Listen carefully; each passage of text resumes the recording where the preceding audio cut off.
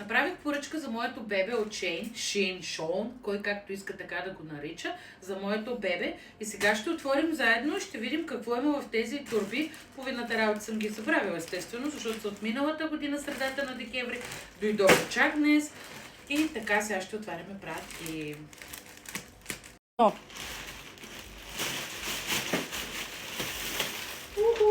Спирай. Сега започваме нашето отваряне на пратките, които въобще наистина не знам какво се случва. Да, това е за малката количка за бебенцето. Това е чанта за дрежките й, за шишенцата й. Да, това го знам какво е. Това е малка рокличка сладка. Вижте я колко е сладка. Вижте, мали дужица. Наистина.